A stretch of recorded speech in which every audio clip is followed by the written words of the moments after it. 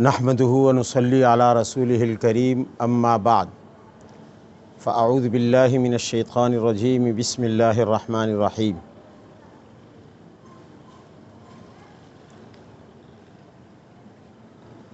بل هو قرآن مجید صدق اللہ العظیم۔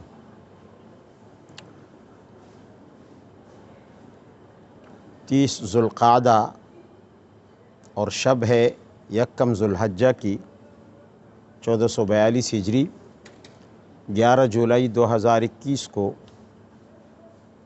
جامعہ ربانیہ میں آج ہم اور آپ درس قرآن عظیم کے حوالے سے اکٹھے ہیں۔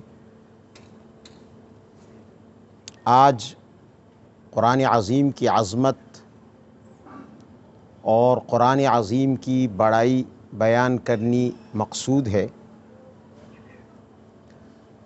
ہم مسلمانوں کا دعویٰ ہے کہ قرآن عظیم تمام کتابوں پر عظمت اور فوقیت رکھتی ہے۔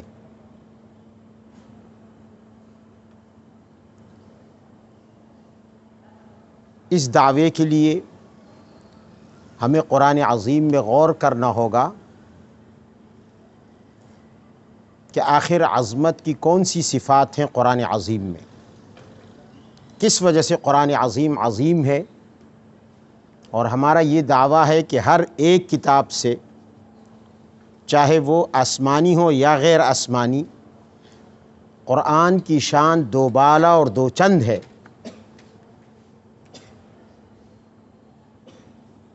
قرآن عظیم اپنے اندر ذاتی کمالات رکھتا ہے۔ ان ذاتی کمالات اور ذاتی خوبیوں کی وجہ سے ہم مسلمان یہ عقیدہ رکھتے ہیں کہ قرآن عظمت والی کتاب ہے۔ اس کی عظمت کا مظاہرہ اس کی وفاداری کی صورت میں ہوتا ہے۔ انسان کے ساتھ ان مقامات پر یہ قرآن وفا کرتا ہے جہاں انسان کا اپنا قریبی یا کوئی سگا رشتہ دار بھی وفاداری نہیں کر سکتا۔ یہ قرآن کی وفا ایسے سخت مقامات پر کہ جہاں انسان کا اپنا خون، اپنے بدن کا جز، اپنی اولاد، اپنی ماں، اپنا والد، وہ بھی ساتھ نہ دے سکے اور قرآن وہاں انسان کے ساتھ کھڑا رہے، اس سے بڑھ کر اور عظمت کیا ہوگی۔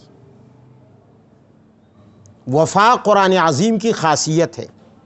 ویسے انسانوں میں بھی اس انسان کو قدر کی نگاہ سے دیکھا جاتا ہے جس کے اندر وفاداری ہوتی ہے، اور جس انسان میں بے وفائی ہوتی ہے دنیا کے انسان اس کو ناقدری کی نگاہ سے دیکھتے ہیں۔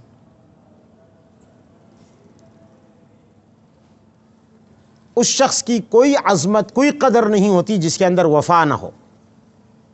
قرآن عظیم انسان کے ساتھ، انسان کے مصائب اور مشکلات میں، دنیا میں بھی کھڑا ہوتا ہے۔ جب بھی انسان کو پریشانی لاحق ہو، کوئی بھی پریشانی، اور وہ قرآن عظیم کے ساتھ اپنا تعلق جوڑ لے، قرآن عظیم کھول لے، قرآن عظیم کی تلاوت شروع کر دے، تو وہ ساری مصیبت، وہ سارا غم، وہ ساری پریشانی قرآن دور کر دیتا ہے۔ وہ تفکرات انسان کے جنہوں نے انسان کے دل و دماغ پر قبضہ جمایا ہوا ہوتا ہے، قرآن عظیم ان تفکرات کو دور ہٹا دیتا ہے، ان پریشانیوں کو دور کر دیتا ہے۔ پھر موت کے وقت اگر قرآن عظیم پڑھا جائے اس شخص پر جس کی موت قریب ہو، تو موت کی سختی کو یہ قرآن کہیں کم کر دیتا ہے، بلکہ اس کے لیے بشارت اور خوشخبری کا سبب بن جاتا ہے، جس کی وجہ سے وہ آخرت کی طرف بہت خوشی سے اپنی روح حوالہ کرنے پر آمادہ ہوتا ہے۔ پھر قبر کی تنہائی میں، قبر کی تاریکی میں، جب کہ دنیا کا کوئی انسان، پیارا سا پیارا، محبوب سے محبوب انسان بھی، نہ کوئی دوست، نہ کوئی رشتہ دار، نہ اولاد، نہ والدین، قبر کی تنہائی میں انسان کا ساتھ نہیں دے سکتے، قرآن وہاں بھی کھڑا ہو جاتا ہے۔ حشر کی سختیوں میں بھی قرآن انسان کے ساتھ کھڑا ہو جاتا ہے۔ تو قرآن عظیم کی وہ وفا جو اس دنیا سے شروع ہوئی ہے، جنت کے دروازے تک، بلکہ جنت کے اندر تک، جنت کے آخری درجے تک پہنچانے تک، قرآن عظیم انسان کے ساتھ وفاداری کا حق ادا کرتا ہے۔ یہ قرآن عظیم کی وہ صفت ہے جس نے قرآن عظیم کو تمام کتابوں پر عظمت بخشی ہے۔ ایسی کسی کتاب کے بارے میں ایسا دعویٰ نہیں ہو سکتا کہ وہ انسان کو اس سفر کے، زندگی کے اس سفر کے اور آخرت کے سفر کے تمام مراحل میں انسان کے شانہ بشانہ کھڑا ہو اور اس کے ساتھ ایک وفادار ساتھی کا حق ادا کرے۔ یہ قرآن عظیم کی عظمت ہے۔ پھر دنیا میں فتنے آتے ہیں، وہ فتنے طرح طرح کے ہوتے ہیں، لیکن ان فتنوں سے انسان کو بچانے کے لیے، انسان کو نکالنے کے لیے کوئی نسخہ موجود نہیں ہے سوائے قرآن عظیم کے۔ ان فتنوں کی وجہ سے انسان کی عزت، انسان کی جان، انسان کا مال، انسان کی عقل، انسان کی آبرو، یہ سب چیزیں خطرے میں پڑتی ہیں۔ لیکن قرآن عظیم واحد وہ کتاب ہے جو ان فتنوں سے انسان کو نکال دیتی ہے۔ نبی کے حضرت علی رضی اللہ تعالیٰ عنہ روایت کرتے ہیں کہ نبی علیہ السلام نے فرمایا، الا انہا ستکون فتن، خبردار، عن قریب طرح طرح کے فتنے نمودار ہوں گے، انسان ان فتنوں میں گھر جائیں گے۔ حضرت علی کہتے ہیں، میں نے اللہ کے نبی سے پوچھا، قلت ما المخرج منہا یا رسول اللہ، نکلنے کا کیا راستہ ہے، ان فتنوں سے بچنے کا کیا راستہ ہے؟ اللہ کے نبی نے فرمایا، کتاب اللہ، فتنوں سے نکالنے والی، آزمائشوں سے نجات دینے والی صرف اور صرف اللہ کی کتاب ہے۔ فیہ نبأ ما قبلکم وخبر ما بعدکم وحکم ما بینکم وہو الفصل لیس بالہزل، من ترکہ من جبار قسمہ اللہ ومن ابتغى الہدی فی غیرہ اضلہ اللہ۔ فرمایا یہ اللہ کی کتاب ہے، فیہ نبأ ما قبلکم، ماضی کے تمام قوموں کے واقعات اس میں درج ہیں، وخبر ما بعدکم، آنے والے زمانوں کے حالات اور واقعات اور پیشنگوئیاں اس کتاب میں درج ہیں، آنے والے زمانوں کے حالات، وحکم ما بینکم، خود تمہارے درمیان کے فیصلے یہ قرآن کر سکتا ہے۔ انسان کو لازماً اختلاف اور جھگڑا اس کی فطرت اور سرشت میں رکھا گیا ہے، لیکن ان جھگڑوں سے جن کی وجہ سے دنیا کا امن تہو بالا ہوتا ہے، تباہ و برباد ہوتا ہے، اگر کوئی قوت اور کوئی کتاب نکال سکتی ہے اور جھگڑوں کو ختم کر سکتی ہے تو وہ صرف اور صرف اللہ کی کتاب ہے۔ فرمایا وہو الفصل، یہ دو ٹوک قول ہے، لیس بالہزل، مذاق نہیں ہے، گپ شپ نہیں ہے، کسی سیاستدان کا بیان نہیں ہے کہ دوسرے دن تردید ہو جائے، کسی مذاقی کا مذاق نہیں ہے کہ جو منہ میں آئے کہہ دیا، لوگوں کو ہنسانا مقصود ہو، نہیں، وہو الفصل، قطعی اور دو ٹوک بات ہے، ہزل اور مذاق اور ہنسی کا کوئی شائبہ نہیں۔ من ترکہ من جبار قسمہ اللہ، کوئی متکبر، کوئی سرکش، کوئی باغی قرآن کو چھوڑے گا، قرآن کی طرف پیٹ کرے گا، قرآن سے بغاوت کرے گا، قسمہ اللہ، اللہ اسے توڑ کر رکھ دے گا۔ ومن ابتغى الہدی فی غیرہ اضلہ اللہ، اور جو ہدایت کو تلاش کرے گا کسی اور کتاب میں، قرآن کو چھوڑ کر، قرآن کے علاوہ کسی اور کتاب کو ہدایت کا محور اور مرکز بنائے گا، اس سے ہدایت لے گا، کبھی بھی ہدایت نہیں پا سکے گا۔ اضلہ اللہ، اللہ اسے گمراہ کر دے گا۔ فرمایا وَهُوَ حَبْلُ اللَّهِ الْمَتِينُ الْمَمْدُودُ مِنَ السَّمَاءِ إِلَى الْأَرْضِ، یہ اللہ کی وہ مضبوط رسی ہے جو آسمان سے لٹک گئی ہے اور زمین تک پہنچ گئی ہے۔ اسی کو پکڑ کر انسان عالم بالا تک، عالم علوی تک، آسمان کی بلندیوں تک پہنچ سکتا ہے۔ وَهُوَ الذِّكْرُ الْحَكِيمُ، اور یہی ہے دانائی سے بھرپور ذکر اور نصیحت۔ وَهُوَ الصِّرَاطُ الْمُسْتَقِيمُ، اور یہی ہے سیدھا اور سچا راستہ۔ فرمایا وَهُوَ الَّذِي لَا تَزِيغُ بِهِ الْأَهْوَاءُ وَلَا تَلْتَبِسُ بِهِ الْأَلْسِنَةُ، یہ کتاب وہ ہے جو انسان کے خیالات کو ٹیڑھے پن سے روکتا ہے، انسان کی خواہشات کو لگام دے دیتا ہے، ان میں کجی اور ٹیڑھا پن پیدا نہیں کرتا۔ وَلَا تَلْتَبِسُ بِهِ الْأَلْسِنَةُ، زبانیں اس میں گڑبڑی پیدا نہیں کر سکتی۔ زبان، دنیا کی کوئی زبان قرآن عظیم کے ایک زبر زیر کو بدل نہیں سکتی۔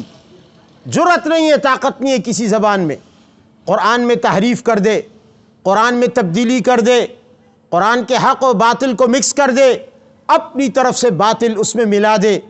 لا یأتیہ وَإِنَّهُ لَکتاب عزیز لا یأتیہ الباطل من بین یدیہ ولا من خلفہ تنزیل من حکیم حمید۔ فرمایا یہ ایسی عظیم الشان کتاب ہے، ایسی طاقتور کتاب ہے، ایسی زبردست کتاب ہے، لا یأتیہ الباطل من بین یدیہ ولا من خلفہ، نہ باطل آگے سے آ سکتا ہے نہ پیچھے سے آ سکتا ہے۔ فرمایا کہ یہ ایسی کتاب ہے، زبانیں اس میں گڑبڑ پیدا نہیں کر سکتی۔ ولا یشبع منہ العلماء ولا یخلق عن کثرت الرد ولا ینقضی عجائبہ۔ فرمایا جب سے یہ نازل ہونا شروع ہوا ہے اور نبی علیہ السلام کے منہ سے امت لینا شروع کیا ہے، اس دن سے، اس گھڑی سے، اس وقت سے علماء نے اس کے سمندروں میں غوطے لگانے شروع کیے ہیں۔ آج تک علماء اس کی تیراکی سے سیر نہیں ہوئے۔ علماء سیر، کوئی عالم جس نے زندگی بھر قرآن کی مطالعہ میں گزاری ہو، قرآن کے سیکھنے میں گزاری ہو، قرآن کے سکھانے میں گزاری ہو، قرآن کے پڑھانے میں گزاری ہو، وہ یہ دعویٰ نہیں کر سکتا کہ میں نے قرآن عظیم کے سارے علوم جان لیے، میں نے قرآن کے سارے رموز سمجھ لیے، میں نے قرآن کے ہر لفظ کو سمجھ لیا۔ یہ دعویٰ امام رازی جیسا شخص بھی نہیں کر سکتا، یہ دعویٰ شیخ الاسلام ابن تیمیہ جیسا شخص بھی نہیں کر سکتا جس نے 30 جلدوں میں تفسیر لکھی ہے۔ یہ دعویٰ آج تک کوئی عالم نہیں کر سکا، بلکہ اتنی عظیم الشان تفسیریں لکھنے کے باوجود جب فارغ ہوئے تو یہی کہتے پائے گئے کہ ہم قرآن عظیم کا حق ادا نہیں کر سکے، ہم قرآن عظیم کی گہرائی تک آج تک نہیں پہنچ سکے۔ بڑے بڑے مفسرین، بڑے بڑے ماہرین گزرے، اس لیے کہ قرآن عظیم لا یخلق عن کثرت الرد، بار بار پڑھنے کے باوجود پرانا نہیں ہوتا۔ دنیا کی کوئی کتاب اٹھا لو، 1 مرتبہ 2 مرتبہ 10 مرتبہ 20 مرتبہ پڑھ لو گے، پھر جی اکتا جائے گا، بوریت پیدا ہو جائے گی، اس کے اندر سے مزید کچھ نہیں نکال سکو گے، اس کے علوم ختم ہو جائیں گے، اس کی باریکیاں ختم ہو جائیں گی، اس کے لطائف ختم ہو جائیں گے۔ قرآن واحد کتاب ہے، جتنا بار بار اس کو تلاوت کیا جائے، ایک عامی شخص جو قرآن کا ترجمہ بھی نہیں جانتا، صرف ناظرہ پڑھنا جانتا ہے، وہ بھی جب بھی قرآن پڑھتا ہے، تلاوت کرتا ہے، اسے ہمیشہ ایک نئی کتاب محسوس ہوتی ہے، نئی کتاب۔ ولا یخلق عن کثرت الرد، اور اس پر بڑے واقعات ہیں علماء کے اور قرآن عظیم سے تعلق رکھنے والوں کے، وقت نہیں ہے کہ میں ان کو ذکر کروں، کسی اور موقع پر۔ فرمایا ولا ينقضی عجائب، اس کے اندر اللہ نے عجیب عجیب باتیں رکھی ہیں، عجائب غرائب رکھے ہیں، اور اس کے عجائبات ختم نہیں ہوں گے۔ دنیا کے عجائبات، یہ پوری اتنی بڑی دنیا، لوگ کہتے ہیں کہ دنیا میں کل 7 عجائبات ہیں، 7 عجائبات مشہور ہیں، جیسے معلق باغات بابل کے، جیسے مصر کے اہرام، اس طرح کے کل کتنے عجائبات ہیں؟ اتنی بڑی دنیا میں 7 عجائبات ہیں۔ اور قرآن عظیم جو بظاہر ایک چھوٹی سی کتاب ہے، یعنی حجم کے لحاظ سے، حقیقت کے لحاظ سے میں پہلے بتا چکا ہوں کہ قرآن کتنی بڑی کتاب ہے، حجم کے لحاظ سے، موجودہ جو زمین پر حجم ہے اس کے لحاظ سے، لیکن اس کے عجائبات ان گنت ہیں، ان گنت ہیں۔ بہرحال عجیب و غریب کتاب ہے۔ فرمایا وَهُوَ الَّذِي لَمْ تَنْتَهِ الْجِنُّ إِذْ سَمِعَتْهُ حَتَّى قَالُوا إِنَّا سَمِعْنَا قُرْآنًا عَجَبًا يَهْدِي إِلَى الرُّشْدِ، یہ وہ کتاب ہے جب جنات پہنچے اس تک اور اللہ کے نبی کی زبان سے انہوں نے اس کلام کو سنا تو وہ رہ نہ سکے، بے اختیار ان کی زبانوں سے یہ اعلان دنیا کے سامنے نکلا کہ انا سمعنا قرآنا عجبا، واہ ہم نے تو ایک عجیب کلام سنا، ایک ناشنا کلام سنا۔ کائنات کی تاریخ میں، جنوں کی تاریخ میں جنات کہتے ہیں ہم نے ایسا کلام نہ انسانوں سے سنا، نہ جنات سے سنا، نہ عرب سے سنا، نہ عجم سے سنا۔ انا سمعنا قرآنا عجبا، ہم نے تو ایک عجیب کلام سنا۔ یہدی الی الرشد، جو انسان کو رہنمائی دیتا ہے رشد و ہدایت اور فلاح کی طرف، کامیابی کی طرف۔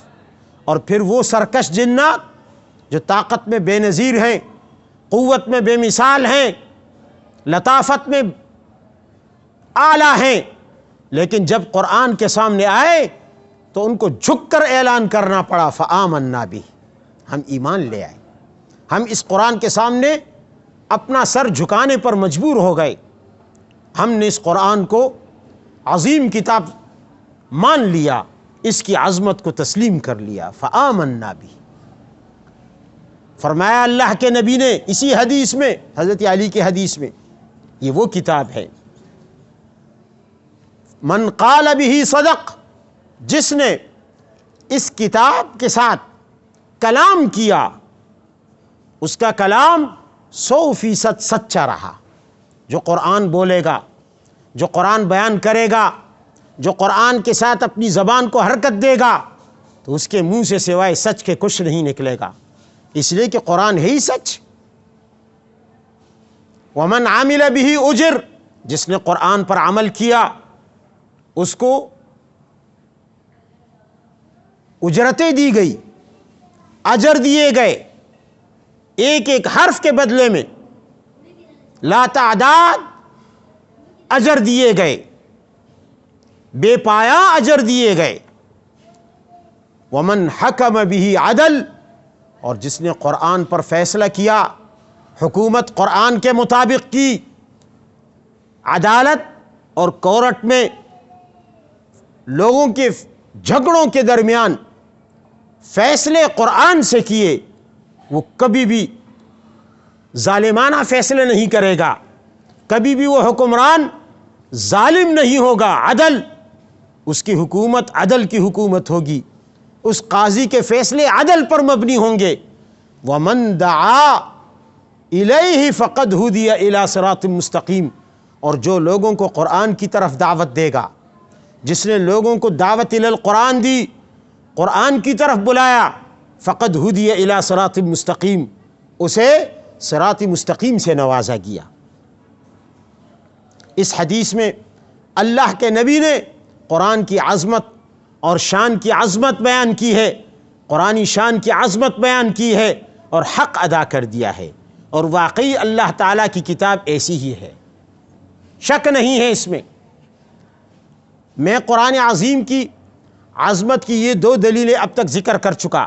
ایک تو قرآن کی وفاداری، جو زندگی کے تمام مرحلوں پر اس کا ثبوت ملتا رہے گا اور ملا ہے اور ملتا رہے گا، اور قیامت تک اس کا مشاہدہ اور نظارہ انسان کرتے رہیں گے۔ اس کے ساتھ ساتھ دوسری دلیل میں نے حدیث نبوی سے پیش کی جو امیر المؤمنین حضرت علی نے روایت کی ہے، اور تیسری دلیل قرآن عظیم کی عظمت کی میں پیش کرنا چاہتا ہوں، اور وہ یہ کہ قرآن عظیم کے ساتھ انسانوں کا تعلق یا مثبت ہوگا یا منفی ہوگا۔ مثبت ہوگا تو کامیابی کا تعلق ہے، منفی ہے تو ناکامی کا تعلق ہے۔ لیکن قرآن عظیم تمام انسانیت کے مسائل کو جس طرح حل کرتا ہے اور ان کا حل دیتا ہے، ایسے حل دنیا میں کسی کتاب نے پیش نہیں کیا۔ لاکھوں کروڑوں مسائل ہوں گے انسان کے، لیکن اگر ان تمام مسائل کو قرآن کی نظر سے دیکھا جائے تو ان کا خلاصہ 3 باتیں نکلتی ہیں۔ ان لاکھوں کروڑوں مسائل کا حل قرآن نے 3 باتوں میں بتایا، اور قرآن یہ نہیں کہ 6666 آیتیں اس کے لیے ڈھونڈنی پڑے کہ یہ جو انسان اور انسانیت کروڑوں مسائل کا شکار ہے، ان کروڑوں اور لاکھوں مسائل کے لیے قرآن کی کس کس آیت میں کون کون سا حل موجود ہے، نہیں۔ قرآن عظیم کی عظمت کو سلام ہے کہ اس نے 3 مسائل میں کروڑوں مسائل کو بند کر دیا، اور ان تینوں مسائل کو ایک چھوٹی سی آیت میں بیان کر دیا۔ قرآن کی عظمت کا کیا کہنا؟ اللہ نے فرمایا، میں پہلے ان مسائل کو بیان کرتا ہوں۔ یہ جو میں نے کہا کہ لاکھوں کا مسائل ہیں انسان کو، جن کو قرآن نے 3 مسائل میں بند کر دیا، وہ کیا ہیں؟ 3 چیزوں میں، وہ تعلقات ہیں۔ پہلا تعلق ہے کہ انسان کا اپنے خالق سے کیا تعلق ہو، کیسا تعلق ہو۔ انسان کو جس ذات نے پیدا کیا ہے اس ذات کے ساتھ اس کا رشتہ اور اس کا تعلق کیسے ہونا چاہیے۔ بہت سارے مسائل اس سوال سے وابستہ ہے، اس ایک مسئلے سے۔ دوسرا، پھر انسان کا آپس میں ایک دوسرے کے ساتھ، یعنی ایک انسان کا دوسرے انسان کے ساتھ، ایک مسلمان کا دوسرے مسلمان کے ساتھ کیا تعلق ہونا چاہیے اور کیسا تعلق ہونا چاہیے۔ اور تیسری چیز کہ انسان کا تعلق نوع انسانی کے سے باہر باقی کائنات کے ساتھ کیسا ہونا چاہیے۔ 3 تعلق ہو گئے۔ انسان کا تعلق خالق کائنات سے، اپنے خالق سے۔ انسان کا تعلق اپنے ہی انسان سے۔ انسان کا تعلق باقی کائنات سے۔ یہ 3 تعلقات ہیں۔ تمام لاکھوں مسائل، کروڑوں مسائل ان 3 تعلقات کی بنیاد پر ہیں، ان میں سمٹ کر رہ گئے۔ قرآن عظیم نے ان کروڑوں مسائل کو ان 3 تعلقات میں بند کر کے پھر ان 3 تعلقات کو ایک آیت میں بند کر دیا۔ فرمایا وَفِي أَنفُسِكُمْ أَفَلَا تُبْصِرُونَ، وَفِي أَنفُسِكُمْ أَفَلَا تُبْصِرُونَ۔ اب آپ کو قرآن کی عظمت سمجھاتا ہوں۔ وَفِي أَنفُسِكُمْ، پہلا تعلق یہ آیت ہمیں بتاتی ہے کہ انسان کا تعلق خالق کائنات سے کیسے ہونا چاہیے، اپنے خالق سے۔ یہ آیت بتاتی ہے، یہ آیت رہنمائی دیتی ہے۔ وَفِي أَنفُسِكُمْ، تم اپنے نفس میں غور کرو، تم اپنی جان میں غور کرو، تمہیں اپنا اور خالق کا تعلق سمجھ میں آ جائے گا، کیسے تعلق ہونا چاہیے۔ دیکھیے، یہ چھوٹی سی دنیا ہے،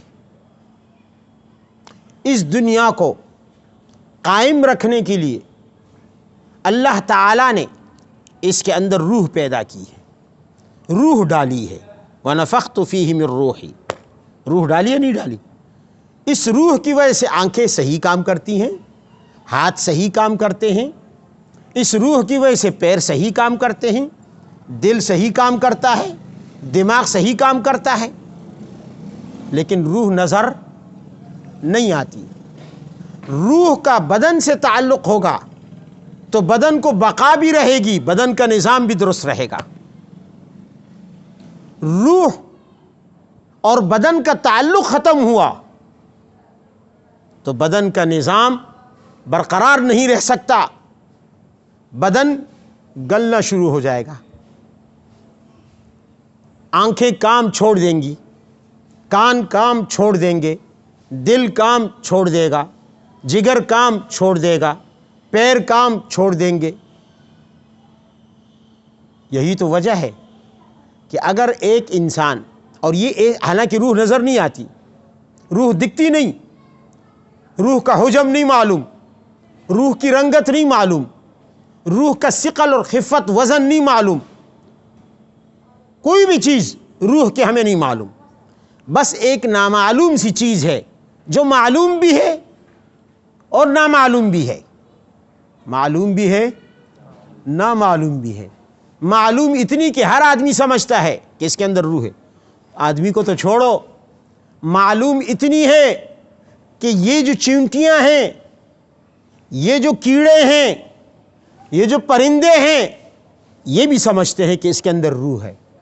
ایک آدمی اگر کسی جنگل میں، کسی صحرا میں، کسی میدان میں جا رہا ہو، تھک جائے، سو جائے، وہیں لیٹ جائے، کوئی نہ ہو آس پاس، ایک دن گزر گیا، دوسرا دن گزر گیا، تیسرا دن گزر گیا، سویا ہوا ہے، 10 دن گزر گئے، 20 دن گزر گئے، کوئی پرندہ قریب نہیں آئے گا، کوئی کوا قریب نہیں آئے گا، کوئی چیل قریب نہیں آئے گی، کوئی چونٹی قریب نہیں آئے گی، کوئی مکھی قریب نہیں آئے گی، کوئی کیڑا قریب نہیں آئے گا، اس لیے کہ سب کو پتہ ہے کہ اس کے اندر روح ہے، سب کو پتہ ہے کہ اس کے اندر کیا ہے؟ روح ہے۔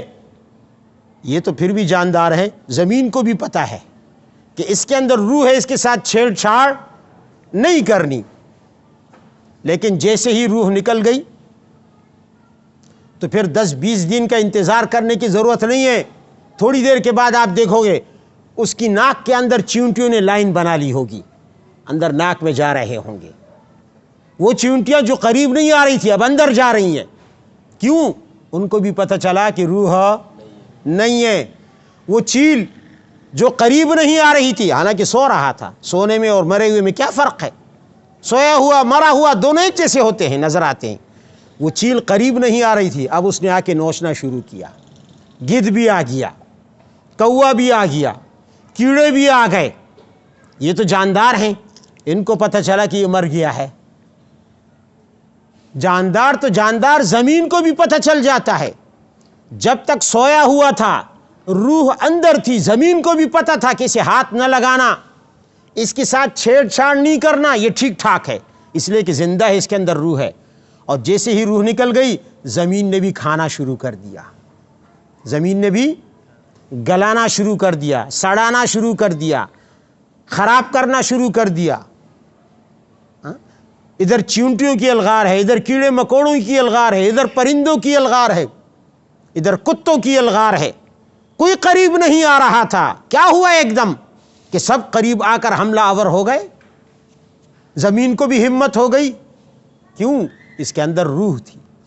معلوم اتنی ہے کہ زمین بھی جانتی ہے کہ اس کے اندر روح ہے، کیڑے بھی جانتے ہیں کہ اس کے اندر روح ہے، اور نامعلوم اتنی ہے کہ دنیا کے کسی بڑے سائنسدان سے پوچھو کہ روح کا سائز کیا ہے، نہیں بتا سکتا، رنگت کیا ہے نہیں بتا سکتا، میٹیریل کیا ہے، کس مادے سے بنی ہے نہیں بتا سکتا، کیا چیز ہے کوئی تعریف بھی نہیں کر سکتا، کوئی تعریف بھی، بس قل الروح من امر ربی، روح میرے رب کا حکم ہے۔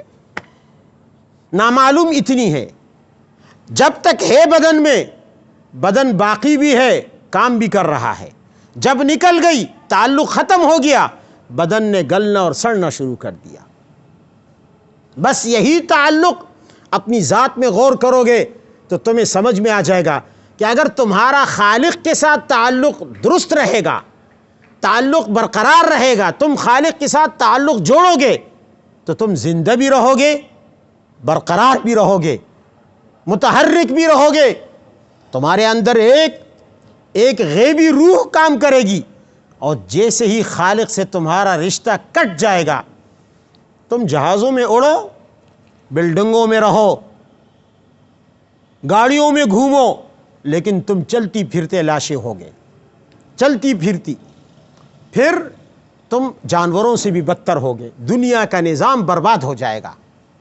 معلوم ہوا کہ اللہ تعالیٰ کی نظیر روح ہے۔ انسان اگر روح اور بدن کے رشتے پر غور کرے گا تو اسے اپنے اور خالق کے درمیان کے تعلق سمجھ میں آئے گا۔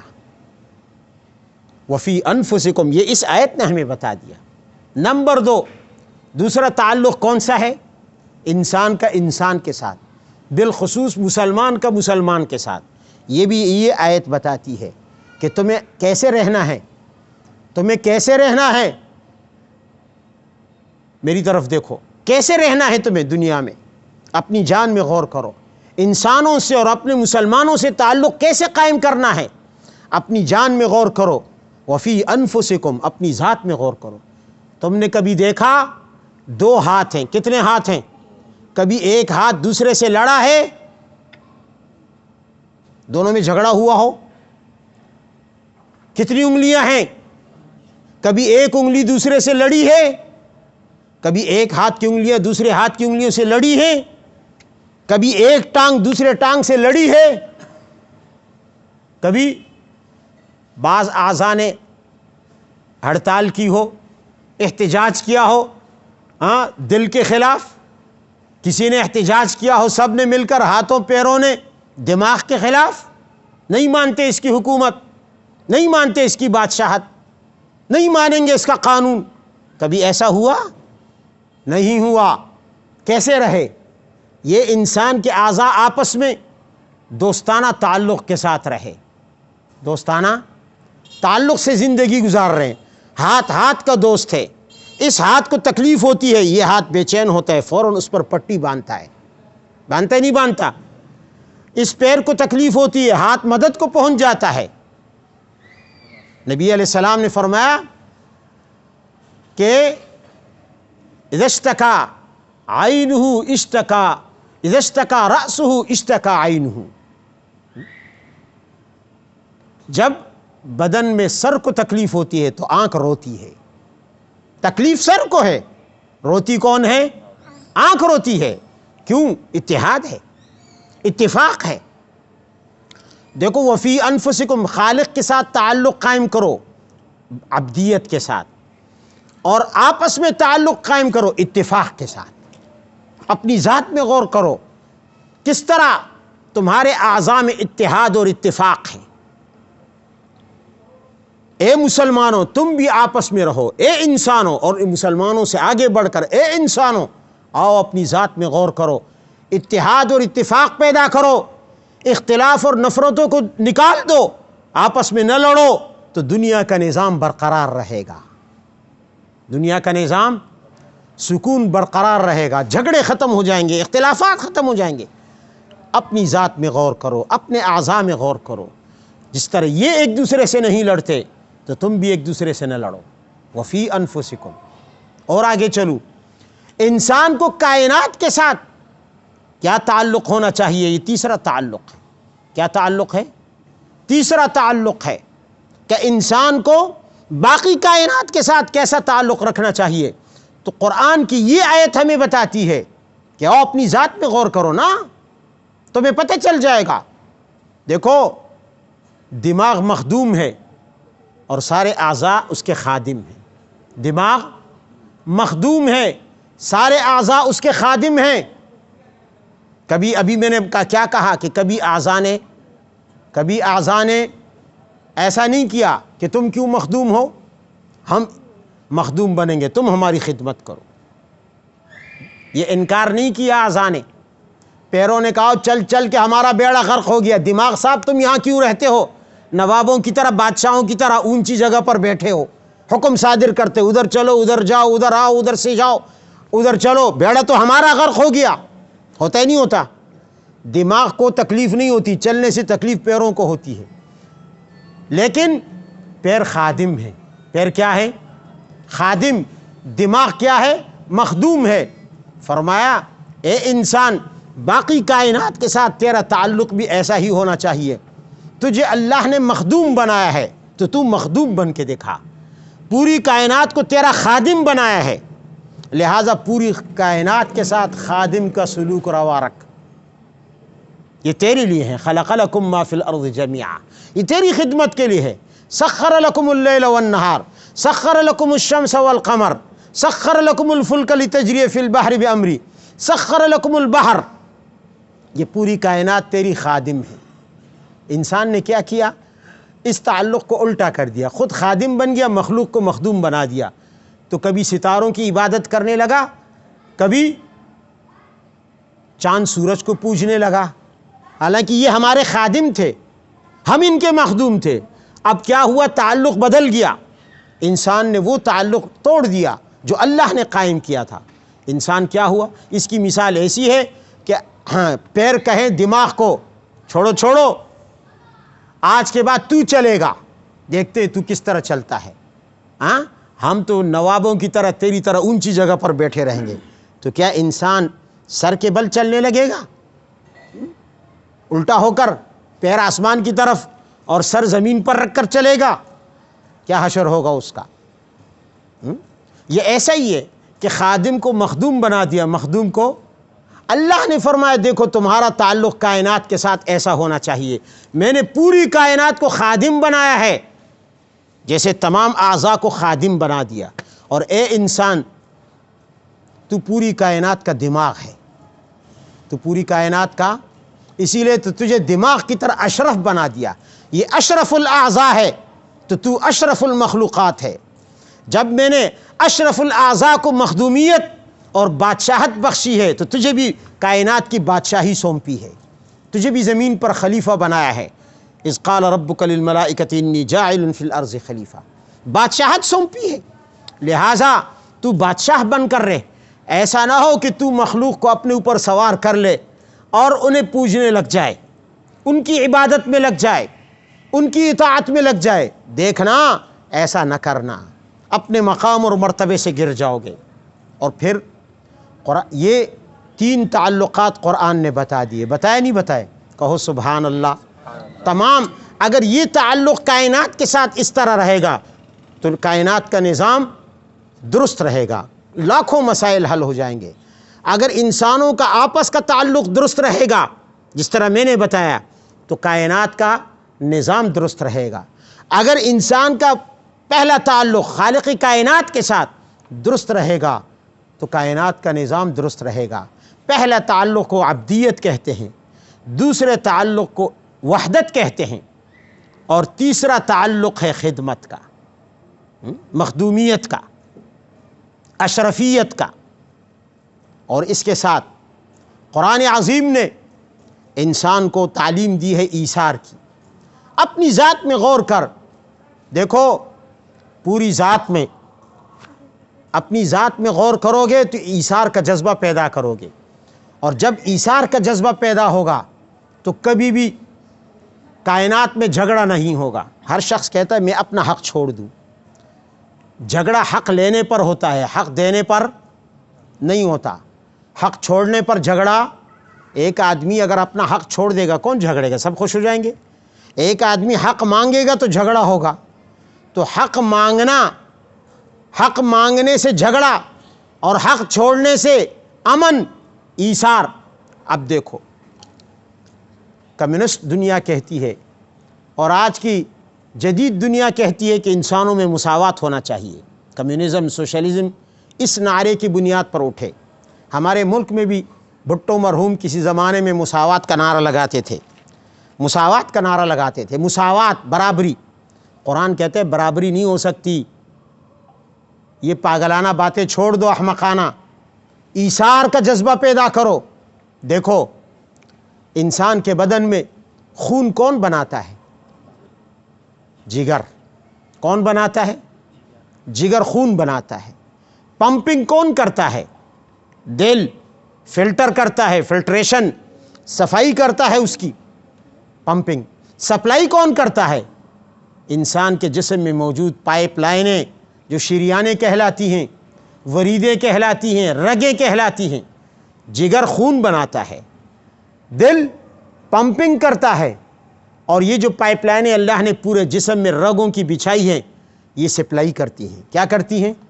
اب جگر کہے اوے ہڈیو چلو دفع ہو جاؤ، خون میں بناتا ہوں تمہیں کیوں دوں؟ خون میں بناتا ہوں تمہیں کیوں دوں؟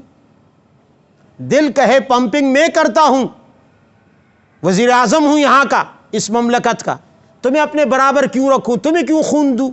جسم کا نظام چلے گا. کالا باغ ڈیم بن رہا تھا، سیاسی پارٹیوں نے نہیں چھوڑا، کہا کہ ہم کالا باغ ڈیم نہیں بننے دیں گے. کیوں بھائی کیوں؟ اس لیے کہ پانی ہمارے ہاں سے نکلتا ہے اور بجلی پنجاب لے گا. جھگڑا اسی پر تھا نا، پانی ہمارے ہاں سے نکلتا ہے اور بجلی پنجاب اور سندھ لیں گے، یہ کیسے ہو سکتا ہے؟ تو ڈیم بنا نہیں بنا، بجلی کی نعمت حاصل ہوئی نہیں ہوئی.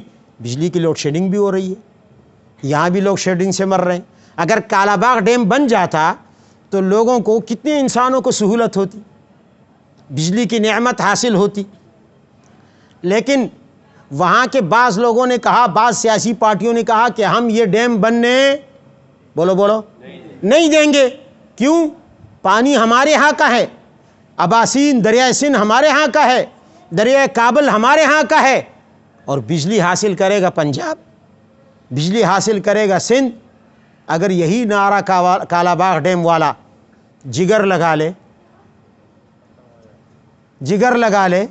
دل لگا لے اور کہے ہم نہیں کرتے سپلائی، کیا بات ہے؟ خون ہم بناتے ہیں، سپلائی، اور مفت میں ہڈیاں خون چوس رہی ہیں، گوشت کو خون مل رہا ہے. کیوں ملے بھائی؟ ہم نہیں سپلائی کریں گے. تو جسم کا نظام درہم برہم ہو جائے گا. کیا ہو جائے گا؟ اچھا، پھر ایک حساب کے ساتھ ادھر سے ہڈیاں کہیں احتجاج کریں کہ جناب گوشت کو خون زیادہ مل رہا ہے، اسی لیے تو سرخ ہیں، لال ہیں، ہمیں خون کم مل رہا ہے، ہماری حق تلفی ہو رہی ہے، ہمارا حق کھایا جا رہا ہے، سرحد کی آمدنی پنجاب لے رہا ہے، قوم پرست کہتے ہیں نا، سندھ کی آمدنی پنجاب لے رہا ہے، ریونیو یہاں کا زیادہ ہے، کراچی کا زیادہ ہے، مزے دوسرے صوبے کر رہے ہیں. تو اگر ہڈی بھی اسی طرح سیاسی جماعت بن جائے، ہڈیاں بھی اپنی ایک جماعت بنا لے اور کہے بھائی یہ تو گوشت نے ہمارا استحصال کر لیا، سارا خون انہوں نے چوس لیا، اسی لیے تو لال ہیں، اور ہم سفید، ہم میں خون کا قطرہ نہیں، بہت تھوڑا خون ملتا ہے. یہ احتجاج شروع ہو جائے اور ہڈیوں کا مطالبہ مان لیا جائے. ہڈیوں کا کیا خیال ہے؟ ہڈیاں رہیں گی؟ نہیں رہیں گی، وہ بھی گوشت بن جائیں گی، ان کی سختی ختم ہو جائے گی. جیسے گوشت نرم ہوتا ہے، ہڈیاں بھی کیا ہو جائیں گی؟ اللہ نے کسی کو کم دیا، کسی کو زیادہ دیا، نظام کو درست رکھنے کے لیے. نظام کو نحن قسمنا بینہم معیشتہم فی الحیات الدنیا ورفعنا بعضهم فوق بعض درجات. کسی کو رزق زیادہ ملے گا، کسی کو رزق کم ملے گا، کسی تک سپلائی زیادہ ہوگی، کسی تک سپلائی کم ہوگی. اگر ہڈیوں تک بھی گوشت جتنی سپلائی شروع ہو گئی تو ہڈیاں نہیں رہیں گی، جسم درہم برہم ہو جائے گا. اگر گوشت سے سپلائی کم کر دی تو گوشت نہیں رہے گا، اس کو خون کی زیادہ ضرورت ہے اور ہڈیوں کو خون کی کم ضرورت ہے. اسی طرح انسانوں میں اللہ نے ایثار اب ہڈیوں کو کیا کرنا ہے؟ ایثار کرنا ہے. کیا کرنا ہے؟ ایثار کریں گی. ٹھیک ہے بھائی، گوشت کو زیادہ ضرورت ہے خون کی، ہم نے ایثار کر لیا، ہماری طرف سے ہم اس قربانی کے لیے تیار ہیں، گوشت کو زیادہ خون مل جائے، ہمیں تھوڑا سا خون مل جائے، بالوں کو تھوڑا سا خون مل جائے، اعصاب کو تھوڑا سا خون مل جائے، بس ہمیں زیادہ خون کی ضرورت نہیں ہے۔ تو دیکھو ادھر سے جگر اپنی سپلائی بند نہ کرے اور ادھر سے ہڈیاں اور بال اور دوسری چیزیں اعصاب احتجاج نہ کریں، ایثار سے کام لیں، تو جسم کا نظام درست رہے گا نہیں رہے گا؟ اللہ یبسط الرزق لمن یشاء ویقدر، اللہ سب کو بادشاہ بنا دیتا، دنیا کا نظام چلتا؟ اللہ سب کو مزدور بنا دیتا، دنیا کا نظام چلتا؟ وفی انفسکم افلا تبصرون، دنیا کے نظام کو سمجھنا ہے۔ بعض لوگ اعتراض کرتے ہیں کہ اللہ نے فلاں کو رزق زیادہ دیا، فلاں کو کم دیا، کیوں دیا؟ فلاں کو بادشاہ بنایا تو مجھے کیوں نہیں بنایا؟ تو کیا پیروں کو بھی بادشاہ بنا کے دماغ کی جگہ پر بٹھا دے؟ کیا خیال ہے؟ اب دماغ آرڈر دے رہا ہے نا، دماغ تو بادشاہ، وہ تو کام نہیں کر رہا، آرڈر دے رہا ہے، اور ہاتھ پیر خدمت کر رہے ہیں، اس کی مان رہے ہیں، اطاعت کر رہے ہیں۔ اگر ہاتھ پیروں کو بھی مزدور بننے کی بجائے بادشاہ بنا دے دماغ کی طرح، تو ہاتھوں کا کام کون کرے گا؟ پیروں کا کام کون کرے گا؟ دانتوں کا کام کون کرے گا؟ اس لیے قرآن عظیم نے ہمیں اس آیت سے بتا دیا کہ دنیا کا نظام چلانا ہے تو حقوق مانگنے کے بجائے اپنے اعضاء میں غور کر کے ایثار کا جذبہ اپنے اندر پیدا کرو۔ مساوات کے نعرے چھوڑ دو، مساوات نہیں ہو سکتی، تمام انسانوں کو برابر نہیں کیا جا سکتا، اس لیے کہ وفی انفسکم، اپنی جانوں میں غور کرو، اپنی جان میں غور کرو۔ تمہارے اعضاء میں مساوات ہو سکتی ہے؟ اللہ نے دماغ کو بادشاہ بنایا، پیروں کو خادم بنایا، کبھی برابر نہیں ہو سکتے۔ اس لیے جو قومیں یہ نعرہ لگاتی ہیں کہ ہم مساوات چاہتے ہیں انسانوں میں، وہ احمقانہ اور بیوقوفانہ نعرہ لگا رہی ہیں۔ جو نظام اس بات کے علمبردار ہیں کہ ہم انسانوں میں مساوات پیدا کریں گے، وہ ان سے پرلے درجے کا احمق کوئی نہیں ہے۔ کوئی مساوات پیدا نہیں کر سکتا، مساوات کی جگہ ایثار کا جذبہ پیدا کرنا چاہیے۔ میں آج یہ جو درس دے رہا ہوں ایسے وقت میں دے رہا ہوں کہ جب ہمارے پڑوس میں ایک عظیم سپر پاور ہے چین، جو کہ ایک سوشلزم اور کمیونزم کے نظام کے علمبردار ہے، جو مساوات کے نظام کے علمبردار ہے، وہاں ایک جماعت کی حکومت ہے اور وہ ہے چینی کمیونسٹ پارٹی۔ پرسوں ترسوں اس نے اپنا 100 سالہ جشن منایا، 100 سال ہو گئے کمیونسٹ نظام کو۔ میں اس ویڈیو کے توسط سے 2-3 باتیں ایک ان کی خدمت میں درد دل کے ساتھ کرنا چاہتا ہوں۔ ہو سکتا ہے اللہ تعالیٰ میری بات پہنچا دے، وما ذالک علی اللہ بعزیز، اگرچہ فاصلہ بھی زیادہ ہے اور زبان کا بھی فرق ہے، لیکن بہرحال اللہ میری بات کسی ذریعے سے پہنچا دے، ہماری خواہش ہے۔ نبی علیہ السلام نے مکہ کے شہر میں بیٹھ کر اور مدینہ کے مسجد نبوی کے مصلی پر بیٹھ کر عربی زبان میں جو پیغام دیا، اللہ نے دنیا کے کونے کونے تک پہنچا دیا، ہر زبان والا سمجھ گیا، ہر زبان والا جان گیا، تو اللہ کے لیے مشکل نہیں۔ بہرحال ہم قیامت میں تو اس بات کا جواب دے سکے کہ اللہ ہم نے اس قوم کو سمجھایا تھا۔ تو میں چین کی اس کمیونسٹ قیادت سے کہنا چاہتا ہوں، آپ نے 100 سال اپنی پارٹی کو بنائے ہوئے گزار دیے اور ترقی بھی کر لی۔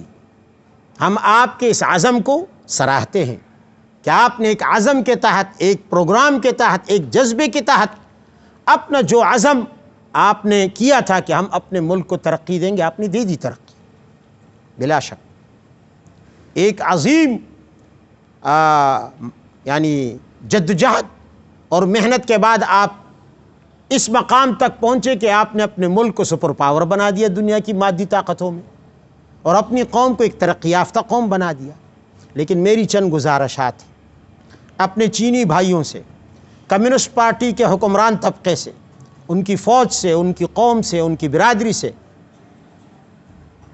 کہ 100 سال پہلے جب کمیونسٹ پارٹی بنی تھی اس نے مساوات کا نعرہ بلند کیا تھا، کیا وہ مساوات دے سکی؟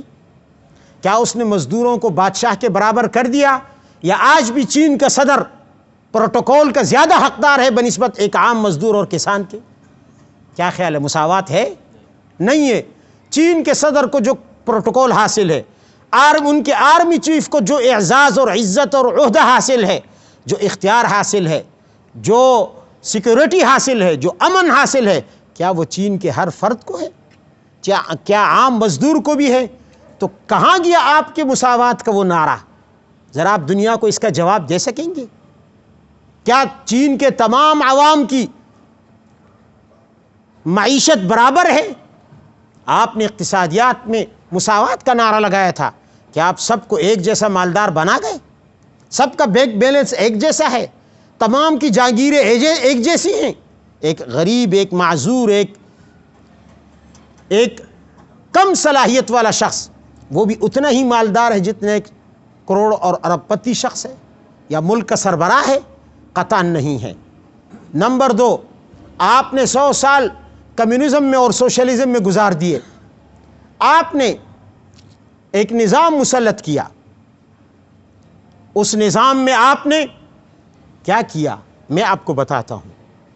آپ نے کہا تھا کہ ہم مساوات لے کر آئیں گے، لیکن آپ اس مساوات کے نعرے کو لے کر آج چین اس سوال کا جواب نہیں دے سکتا کہ حکومتی چین نے جب سے چین بنا اور کمیونسٹ پارٹی کی حکومت آئی، اس نے ایک حکم جاری کیا کہ کوئی بھی جوڑا، کوئی بھی شادی شدہ جوڑا ایک بچے سے زیادہ بچہ پیدا نہیں کر سکتا، پیدا کرے گا مجرم ہوگا۔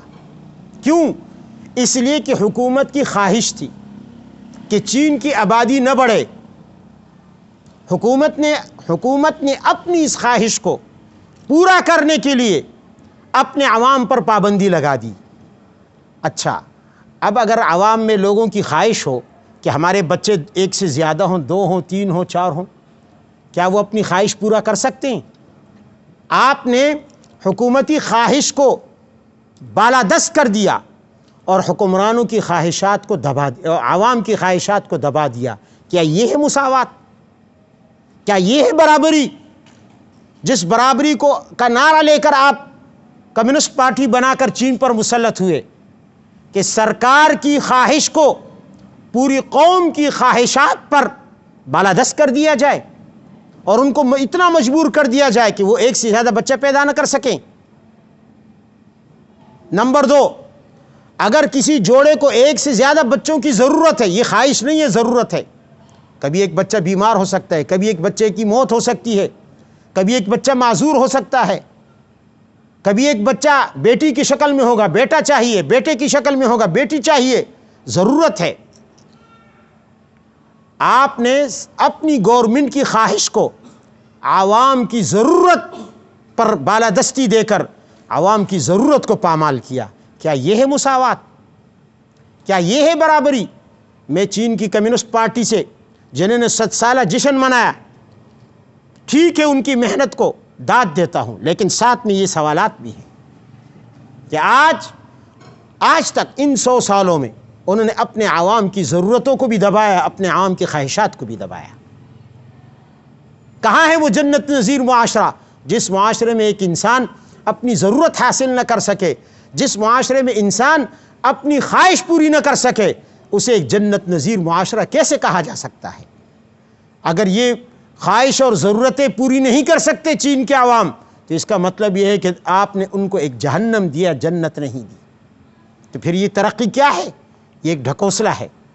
اس کے علاوہ میں آپ کو دعوت دیتا ہوں، آپ نے 100 سال خدا سے بغاوت کر کے، انکار کر کے کفر میں گزار دیے۔ آؤ اب چند سالوں کے لیے، 100 سال آپ نے خدا سے انکار کیا، 5 سال ہی صحیح آپ قرآن کو اپنا رہنما بنا لیں، خالق کائنات سے اپنا تعلق جوڑ لیں، اور پھر اپنے ملک کی حالت دیکھیں کہ اللہ تعالیٰ آسمان اور زمین سے کس طرح کی برکات نازل کرتا ہے۔